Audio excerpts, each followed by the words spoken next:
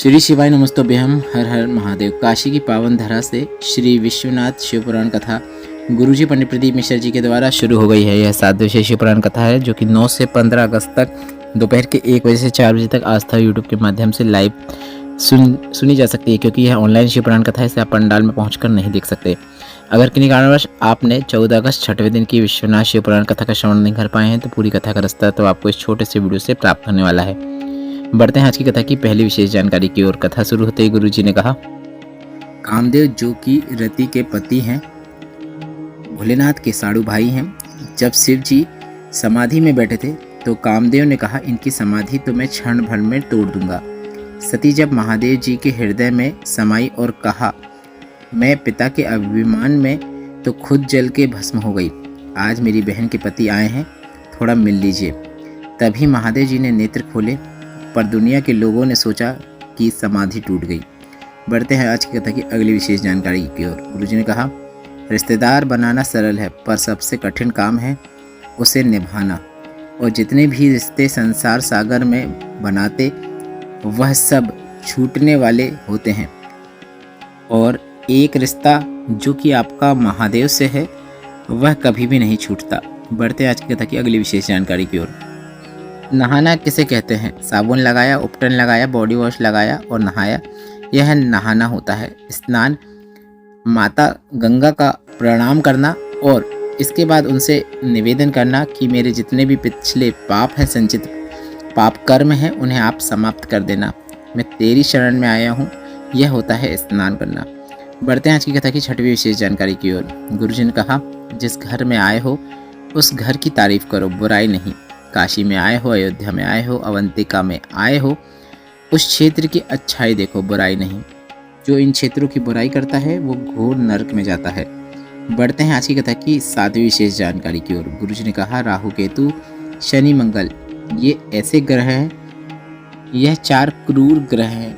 किसी के शरीर पर काला तिल होता है या काला शरीर होता है या श्याम वर्ण का होता है, तो यह 4 ग्रह जो होते हैं राहु केतु कभी उसके ऊपर चढ़ते नहीं हैं। आज भी नियम है, स्त्री के उल्टे हाथ में यदि काला तिल है तो वह श्रेष्ठ मानी जाती है। पुरुष के सीधे हाथ में अगर काला तिल है तो वह श्रेष्ठ माना जाता है। बढ़ते हैं अगली जानकारी की ओर।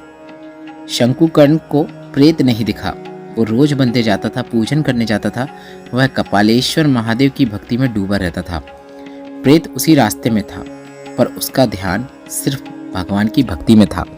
प्रेत उन्हें देख रहा था, पर वे प्रेत को नहीं देख रहे थे। यही होती है शिव भक्ति। आपको शिव को भजना है। कौन आपको देख रहा है, कौन आपको नहीं देख रहा है, इस पर आपको ध्यान बिल्कुल भी नहीं देना है।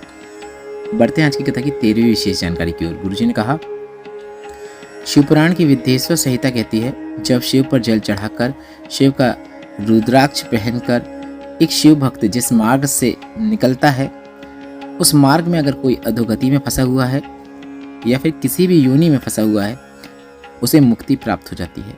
बढ़ते हैं आज की कथा की अगली विशेष जानकारी की ओर।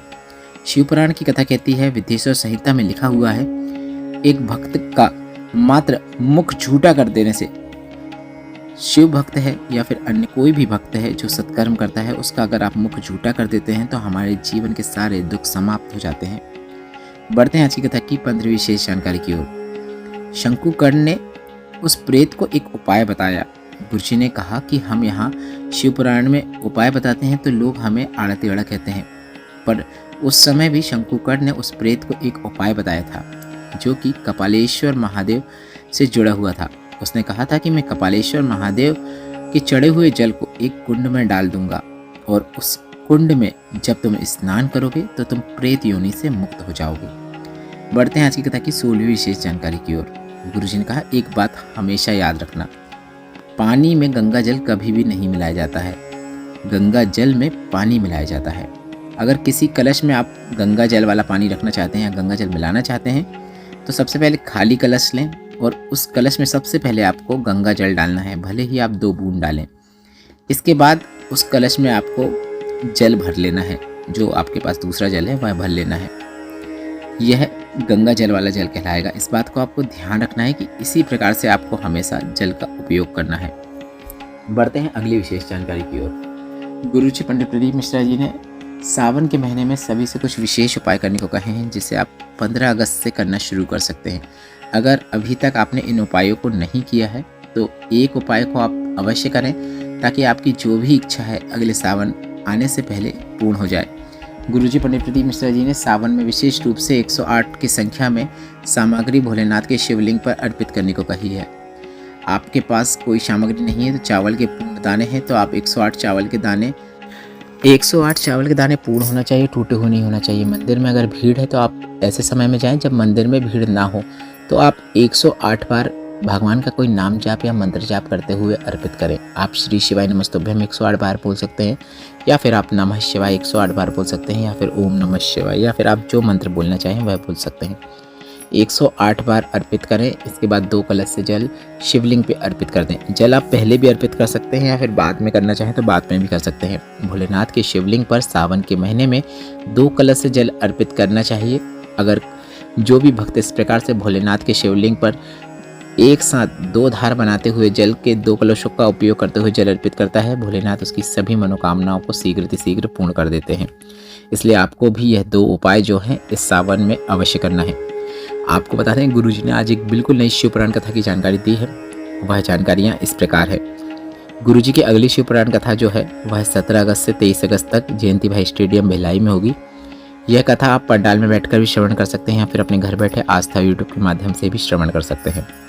25 अगस्त को विशाल कावड़ यात्रा है, जो कि सीहोर के सीवन नदी से सुबह 9 बजे शुरू होती है, जो कि कुबेरेश्वर धाम पहुंचकर पूर्ण होती है। 11 किलोमीटर लंबी यात्रा होती है, जिसमें आप सभी आमंत्रित हैं और आप गुरुजी के साथ यह कावड़ यात्रा में शामिल होकर इस कावड़ यात्रा में हिस्सा ले सकते हैं, भाग ले सकते हैं। इसके साथ ही साथ आपको बताएं, 11 सितंबर से 17 सितंबर तक कुछ राय बरेली में शिव पुराण कथा है। 20 सितंबर से 26 सितंबर तक अग्रवाल धर्मशाला में कथा होगी। इसके बाद 13 अक्टूबर से 17 अक्टूबर तक नेवाली बड़वानी मध्य प्रदेश में शिव पुराण कथा होगी। 30 अक्टूबर से 5 नवंबर तक उन्नाव उत्तर प्रदेश में शिव पुराण कथा होगी। और 2027 की 24 फरवरी से 2 मार्च 2027 तक सिरसा हरियाणा में शिव पुराण कथा होगी। 2027 की यह शिव पुराण की गुरुजी की पहली जानकारी है, पर गुरुजी ने कहा है कि अक्टूबर, नवंबर और दिसंबर, जनवरी, फरवरी से पहले कई कथाएं होंगी जिसकी अलग से जानकारी दे दी जाएगी। पर 24 फरवरी से सिरसा हरियाणा में शिव पुराण कथा होगी, उसकी जानकारी गुरुजी ने आज दी है।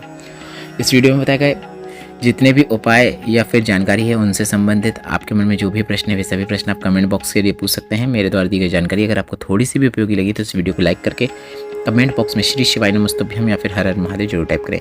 श्री शिवाय नमस्तुभ्यम, हर हर महादेव।